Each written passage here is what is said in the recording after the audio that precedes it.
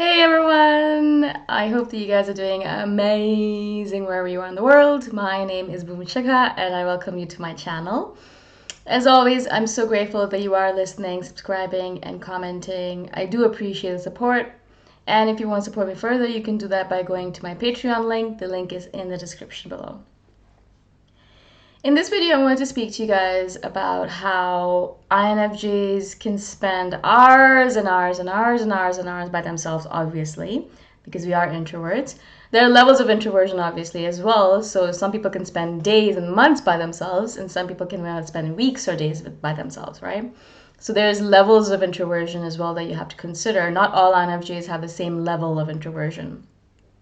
For example, some INFJ might be 50% introvert, 50% extrovert, whereas others might be 90% introvert and 10% extrovert. So even though they're both introverts, they have different levels of introversion. So you have to be careful about that as well. You can't compare two introverts and say, but that introvert I know can spend the whole night dancing in a party, but you can't. And so that's again something that we have to be cognizant of and explain to other people. We have to say, okay, yeah, I know you've known a lot of introverts, but there are different kinds of introverts as well out there, just like there are different kinds of extroverts.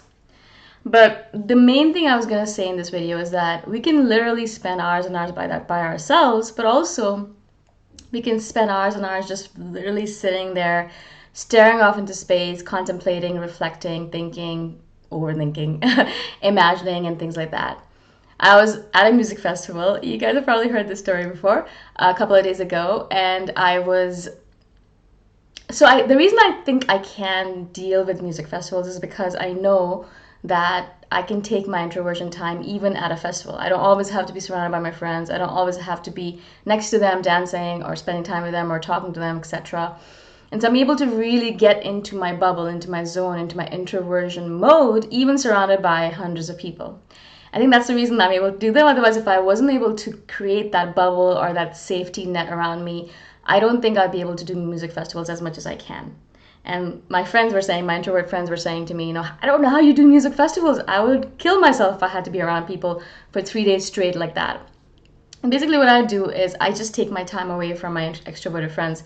Because weirdly enough, obviously all the people that go to these festivals are mainly extroverts, really. There are a few introverts, obviously, but mainly extroverts. And of course, all the friends of mine that go to these festivals that I go with are all extroverts as well. Unless they are able to, kind of manipulate themselves for a little bit. Most of them are extroverts. And so I've noticed myself, what I do is I will definitely take time out for myself. And so what I did a lot during this festival, obviously, was dancing by myself a lot, because most people just want to sit and chat. And I'm like, I'm not here to chat. I can chat with you after the festival. I'm going to dance. And so, I was dancing by myself a lot, but also whenever I was done with it, whenever I was like, yeah, you know what, I've had enough of people right now, I was very easily able to say, okay, let's go and relax somewhere by ourselves. And nicely enough, this festival had a lot of really nice places to sit down and look at the river floating by, or look at beautiful trees, just old, beautiful, gorgeous trees. And so a lot of times what I would do is I would just walk away without really doing anything or telling anyone. If I was by myself, it was fine. If I was with someone, I would just be like, I'm just going to go for a bathroom break or something like that. Most people didn't care anyways because they were doing their own thing, right? So it's perfect. It works out really well. And so I would just go and sit in one of these beautiful corners. I would drink some tea, or I would just sit and stare off into space. If it was during the daytime, I'd look at the trees and the river. If it was nighttime, I'd look at the stars and just my own thoughts. And I was able to really contain myself in that introversion mode for those few moments. And then when I was ready again to get back into the real world, perhaps 2 or 3 hours later, I'd be like, all right, cool, yeah, I think I got enough of this. Now I'm going to go and spend some time with my friends. And basically that's what I did. I just alternated between the two modes that I was in. And I was able to do it, I thought, really nicely, because as soon as I felt like I was over people, I was able to walk away, because all of my extroverted friends understand me in general. And they know that when I need time, I'm going to walk away, and when I'm ready, I'll be back again. And so just having that space where my friends understood where I was coming from, having the space to go away and be by myself, having the space to say, yes, I need my time, and not worry that the person's going to take it against them. All of it worked out to have a perfect combination of me spending 3 days with people, hundreds of people. I think 3,000 people showed up to this event. to this festival and being surrounded by them all the time. But because the location also was very widespread, there were stages everywhere, and it was a huge area. You didn't feel like you were surrounded by 3,000 people, really. Also, people came and left, and people were sleeping and not sleeping, things like that. So it kind of created a really nice environment where, yeah, sometimes I'd be overwhelmed by the amount of people and the crowd of people around me dancing. But that was very rare. Very rarely did that happen because there were so many different stages and so many different things happening that there was always people doing 100,000 things, and there wasn't any one space where everything was concentrated. By the way, if you are ever in Chiang Mai, I do recommend this festival. It's called JTEP. JAITHEP, JTEP.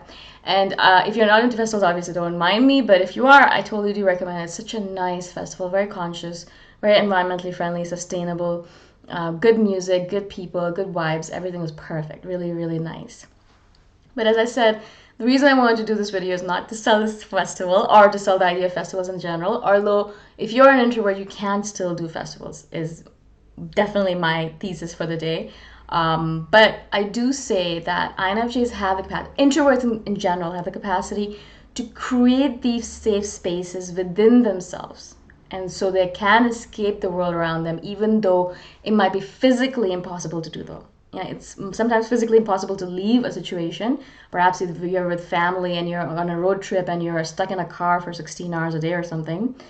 But we can literally create these safe spaces in our heads, in our bodies, in our minds, in our imagination. And it's very easy as an introvert or even as an INFJ to escape to these safe spaces and take our time to be by ourselves. I've noticed for myself as well, sometimes my extroverted friends, even just in this festival, were like, no, don't leave, stay with us, spend time with us. And so I would be like, all right, I'm just going to lie here and I'm going to close my eyes for a bit. I'll still be here with you guys, but I'm just going to close my eyes for a bit because I'm a little bit tired. They're like, all right, cool. As long as around them, for some reason, you know, sometimes it's just like that. You just don't want your friend to leave. And so I just laid there, closed my eyes. I listened to the music that was playing in the background. I listened to the conversation that was going on. I laughed at the jokes when it was appropriate. But I was just there with them. But even though I was surrounded by people, I was able to be in my own zone, in my mind, in my space, in my physical body, by myself. And even though they were there, it felt like they were far away from me. And I was just within myself, on my own. And if someone asked me in that moment in time, if I was, you know, in my introversion mode, I'd say yes, absolutely. Even though there are my friends around me. And so I really wanted to share this with you. Because a lot of times as an introvert, I think this is one of the main problems with being an introvert, is that not only is our extroverts the majority, so there's 75% extroverts, 25% introverts in the world, but in general, wherever you go, unless it's at the library or something, mostly it's going to be extroverts that's around you. Yeah, and so a lot of them are making noise and being rowdy, you know, laughing really loudly, talking really loudly, being loud, taking up a lot of space. And all of a sudden you're like, oh my God, I just can't be around this anymore. If that's necessary for you to take the physical space, like physical time out, then yeah, leave, you know, go do your own thing. But if it's impossible for you to do that, I do recommend that you try going into your own zone. Now, I'm not saying you completely delete everything that's going around you and say, okay, I'm ignoring everything. Maybe that's not the healthiest way of doing it, especially if you're with family or friends. But be able to say that I need to just close my eyes for a few seconds, I'm a little bit tired, or just be within yourself and know that wherever you are, you have this safe space within you to escape to. You don't need to worry about anything because you already have this safe space to go into. Even if you're surrounded by madness, even if you're surrounded by drama, even if you're surrounded by loud extroverts, you know that they can't harm you as long as you are within this safe space that you've created for yourself within yourself. It's just not possible for them to get within you because you're protecting yourself. You're protecting your energy, you're protecting your mind, your heart, your body, and you're there. And you're able to be within that space without worrying about anything coming at you. And I noticed that the more I practice at this, you know, technique, it's not really a technique, but at this, the more I practice at it, the more I realize that, yeah, you're right.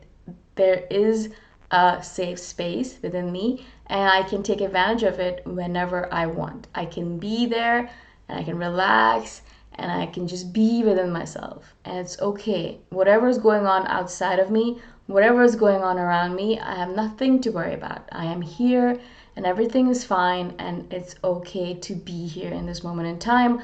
I don't need to run away. I don't need to freak out. I don't need to yell or be in rage.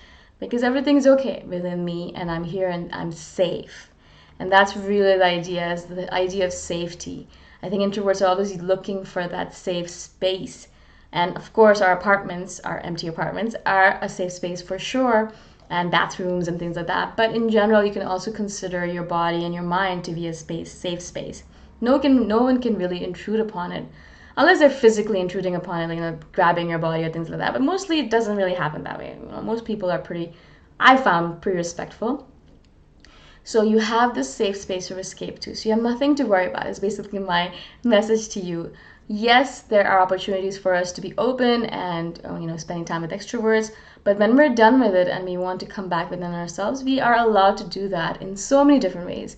We can walk away from that area. We can go to a different part of the city, part of the country. We can travel and run away that way. But if you don't have all those options, the main thing you can really do is just sit there and be within yourself and escape and hide and live there for a bit and just recuperate your energy and yourself, and then go back out again, which is what I did. I'd recuperate myself and then I'd leave again and I'd come back again and I'd leave again and come back again. I hope this makes sense. I hope I was able to explain myself to you. It was really something that came up for me in this festival, because I realized I have this safe space within me and I would escape in it, and I felt good. I felt rejuvenated and excited and happy. And so I thought I'd share this with you. I'm sure all of you are doing this already. And if you are, I'd love to hear from you. If you're not, I hope that you will take this as an idea to try in your life. Just try and see how it goes for you. Of course, if you guys have any comments or suggestions for future videos, comment below. And if you're interested in supporting me further, you can do that by going to my Patreon or Ko-fi link. They're both in the description below. Thank you so much for watching. I shall see you guys the next time around. Bye for now.